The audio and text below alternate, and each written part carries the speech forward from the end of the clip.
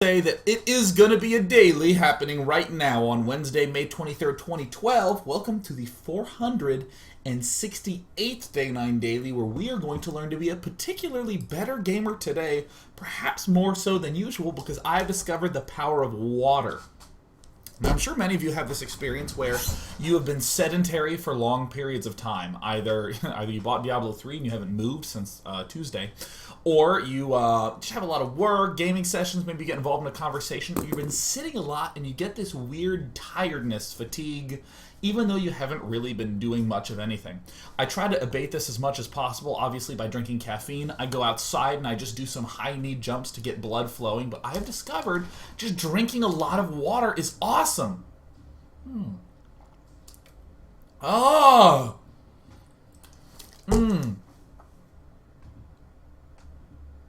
That's good. It's great. So if you're feeling a little bit low, go outside, run around, drink some water, come back in, and crush souls in StarCraft. Yes. In very exciting news, I am leaving tomorrow to go to Austin, Texas for what? The Red Bull Battlegrounds tournament, which I can link you to right there. If you actually look below the chat, you'll see the links to it. I am indeed going to be doing commentary of these 16 players. Ganji, Illusion, Stefano, Violet, etc. I don't really want to say all 16, but these are the groups that will be duking it out. And in the last two dailies, we've been doing some pump-ups of Illusion, Violet, and Ganji. And many people, I asked, please tell me who you would like to see more games of today in this daily. And people responded with SaSe, who is in group number 2, and HuK, who is in group number 3. But of course, ladies and gentlemen, let us recall that I am an educator. We cannot simply just watch their games and oogle. There has to be some reason, some topic, some motivation beyond I like them a lot. And I present to you today fantastic PvT openings. Let's talk about the PvT matchup, as it has caused quite a bit of controversy. I know it's pronounced controversy, but for some reason I feel like there is a place in the world where they pronounce it weird. Kind of like the British folks say aluminium. So weird, it's aluminum. Owned. So, in the Protoss vs. Terran matchup, there's these odd sentiments floating around that once it hits late game, the Terran is somehow screwed and that you can't come back. Sure, there's these awkward periods where a max versus max army fight happens, and if you both get culled down to 100, the Protoss can pop back up to 150 with 25 warp-in rounds at the warp gates, and that can be a little bit problematic. However, despite this sort of theoretical reason that it would be rough, the matchup is still really hard from the Protoss point of view, especially in the early and mid-game. In tournament play, we see that it's about 50-50. In PvT, on the ladders, it's about 50-50. And a lot of it has to do with the threats that the Terran player can unleash in the early and mid-game. Before the 10-minute mark, we can, or actually before the 8-minute mark, we can be doing early pushes with lots of Marines and SCVs. We can be doing Marine Marauder type pushes from 2 racks. We can be doing Hellion pushes with Reactor Hellion, or even combo Marauder Hellion pushes. We can be getting Banshees early on. There's the 1-1-1 to worry about. And even with all those obnoxious threats that can be hurled at us, we still have to be able to answer a Terran who early expands. Seems a little bit tricky. So, after the 10-minute mark, the huge problem comes between 10 and 15 minutes when the Terran player is able to drop with medevacs all over the place, hit with stim units at the front, and if we're playing Protoss, we need time to get up enough units that we can deal with these multi-pronged attacks. We need to have blinks so we can hit all these places at once, let alone things like charge and storm for direct engagements. There's a lot of difficulty of rebuilding the infrastructure in the mid-game so that we're safe. And all this while, the Terran player can be expanding and doing all this obnoxiousness. So, what I wanted to examine today is these amazing openings by SaSe and HuK, where we will both see some really cool opening techniques, but more importantly, we'll see how these openings feed very nicely into the mid and late game so we can have a nice advantage. I think there's some beautiful play from both players, there's some blunders by both players, and they make for some really cool, interesting games. And we're going to look at them. Part 1, we're going to be looking at none other than I'm waiting for the chat to catch up so they can type HuK or SaSe. It'll be SaSe. Yes, excellent. And if you type !shirt, you can get more information about my shirt. I'm just kidding. It just says making future games. I don't even know whose it is. So we have SaSe up in the top corner. I'm going to tell you right off the bat that this build order is the exact same build order that brought Naniwa to the round of 8 in the GSL Code S. This is an extremely slick build. I really like this build a lot. A lot. So much so that when I saw Naniwa do it, I instantly went to try it upon the ladder. The ladder. So, I want to talk for a moment about the general mid-game moment right around 6 minutes. Whoa, that's loud. Right around 6 minutes for the Protoss player is when Warp Gate will be finished, from like 6 to 6:30. There's a number of Terran attacks that come at 5:45, like 2 Raxes, some Hellion play. We want to be able to deal with all that obnoxious bullshit. And of course, we want to be able to hold off early pressure. We want to be able to deal with fast gassing play, and we want to be able to deal with an early expander. So let me come back here and just note how little SaSe is going to scout for a brief period of time. So first, I'm going to emphasize a lot of what is going on in the build and why is it particularly noteworthy. I want you to already see gas and pylon at around 15.5. And I actually want that number to kind of stick out a little bit because right now we can build an assimilator. And in fact, very often players will rally their Nexus, so that way the probe pops out, builds the assimilator, and continues on. But here, no. We want just a little bit more time with minerals. We wait until we have enough for the assimilator and the pylon. Boom, boom, and then we chrono boost. So cool. In other words, we have a slight emphasis on minerals and a slight de-emphasis on gas, but not tremendously so. So here, we are starting to put 1 into the geyser. And this is a very SaSe-like thing to get this assimilator. Naniwa didn't do this, he actually just jammed 3 in there right now, but SaSe loves to do this like 2 geysers with some in gas. So when this gas finishes, essentially put 2 in. That's what I want you to think about. Putting 2 in, so then we go Zealot. I want you to watch this assimilator as SaSe pulls 1 out and then just rallies his probes in, so that way he has 2 and 2. And he quite honestly just, oopsie daisies. The key thing to note, for any of you who are worried this is going to be overly complex craziness, he has 16 probes mining minerals. And once he's at 16, everything that he's doing is just slight rearrangements with these 2 assimilators. You might have to rewatch this segment a couple times. I don't want you to do that. I want to just, again, note, when this geyser finishes, he puts 2 in, and right when this geyser finishes, he builds a second one, and he simply rallies in. No big deal. The gas stuff is a little tricky, but I don't want to mislead you. No problem. And I will note that this is a real pain in the ass if you're Terran, to come in here and see 2 gas, because you just really have as little information as possible. If you see 1 gas, you're like, oh, he's early expanding. But with this very nice, fantastic opening, as I would call it, yeah, SaSe gives us an excellent little window into confusing the opponent. Now, the other thing I want to note that's interesting is that we spent 3 chronos on probes. And now we're going to be spending 2 on this warp gates. These numbers are exact. You can't wiggle around with them. 3 chronos on probes. The last chrono we did on the probes was at 2 minutes and 15 seconds. No more. 1 chrono here. We're also building 2 zealots. 2 zealots. 2 zealots. And we're rallying them out. And off we go, chrono boosting as best we can. Now, we go Zealot, Zealot, Sentry, Excellent.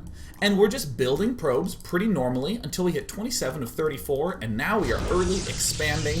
Wonderful.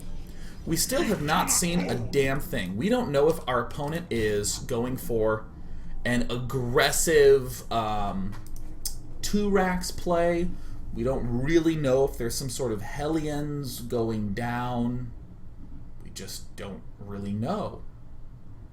But I lied to you. We totally know. Here's the thing. We are currently at a very key time, 4:36. I want to show you some things from the Terran point of view. A barracks. When does a barracks get done, ladies and gentlemen? A barracks on average gets done at, BAM! Gets done at about 2:45.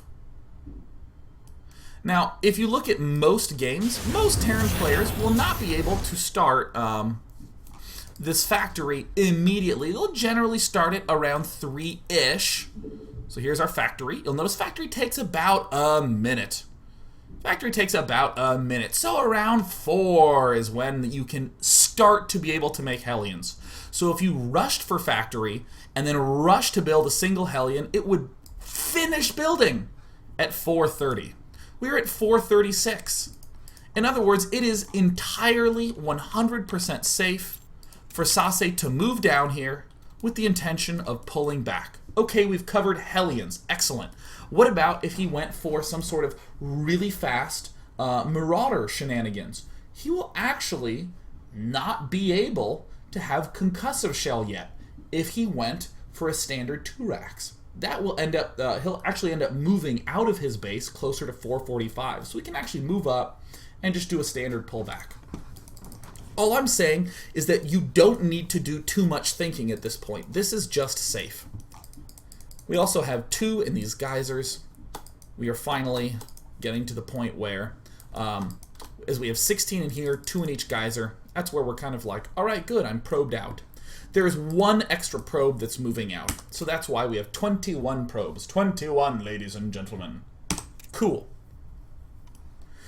Before our good friend the sentry pops out, we do want to send a probe out here. Now, I want to just note, 3 chronos here, 2 chronos here. I will literally back it up and show you this warp gate being chronoed twice. 1, 2, 3. Wait, what? Wait, what? That actually blows my mind. I've done this build a million times and I always do it twice. Always. Literally every single time. This frickin' actually shocks me. Holy cow. I don't do that a lot. It is fairly infrequently where I'm like, guys, listen to me. It is 100% exact. You better fucking listen up. And then I go and I'm just wrong. You just did it a 3rd time. That's okay. I'm happy to eat my words. I will tell you it works great with 2 because I've done it like 100 times. Excellent. Perfect. That was great. Wonderful. It's always good to eat your words because it helps you learn. Okay, good. As you end up, you're kind of hanging out at 21 probes. In the Naniwa variant, you actually hang out at 20 probes for a little bit of time.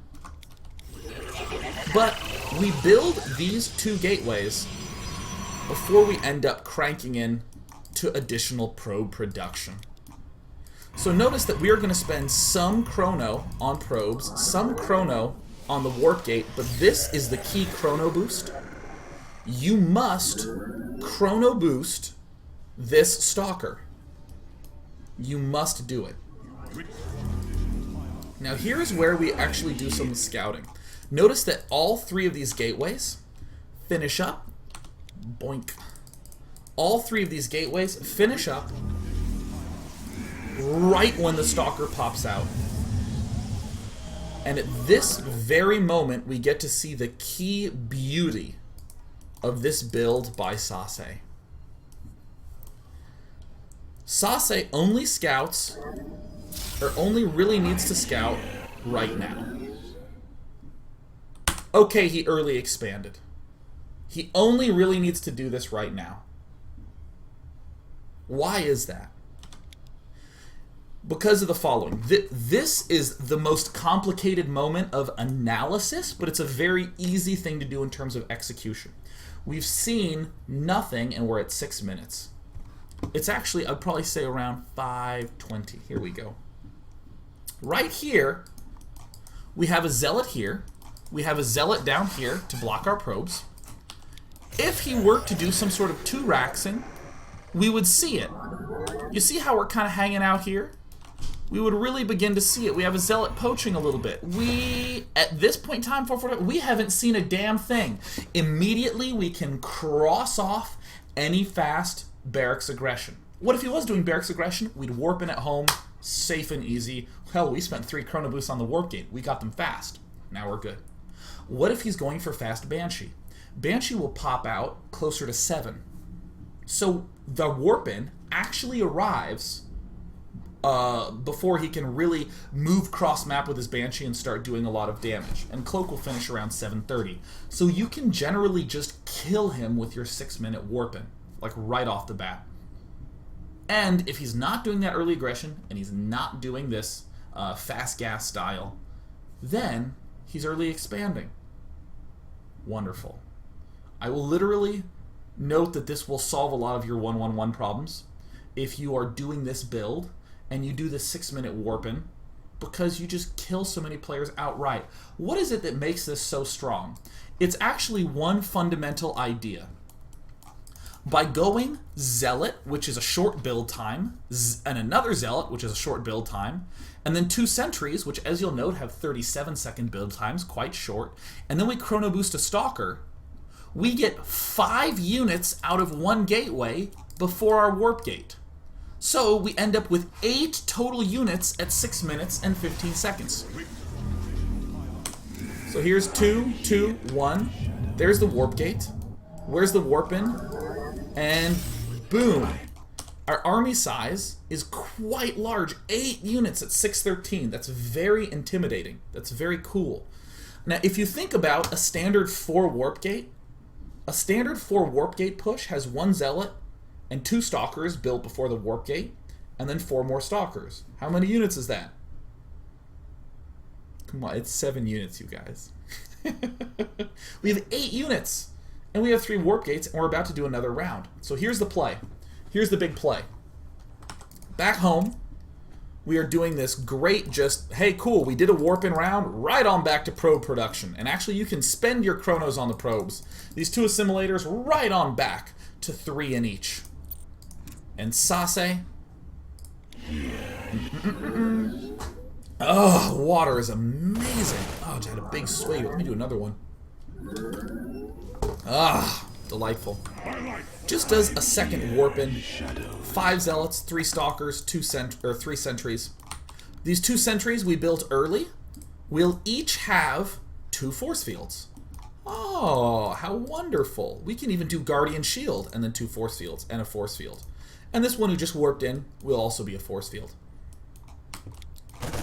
So wow, we can just Guardian Shield, force field, and if we want to do another force field, we could have, but notice that we're about out of energy. We can do 2 more. And now we have broken the front. With such a minute amount of stuff, and we warp in 3 Stalkers. Why are we warping in 3 Stalkers last? Because we just didn't have the probe count to support these expensive units. This is 375 minerals. Before we were doing like Zealot and Sentry, so it was like 250 minerals. But you'll note that the fact that we're warping in second is excellent. And look at, Jesus, look at the utility of that. That's why we never really want to do more than 3 or 4 force fields, just so we can make certain that we can use those Guardian Shields later. And now we've broken the front. What a beautiful opening. What I want to actually do is come from the Terran point of view. I was doing a lot of analysis, you know, like dealing with conditionals, if he's attacking, if he's doing this, if he's early expanding.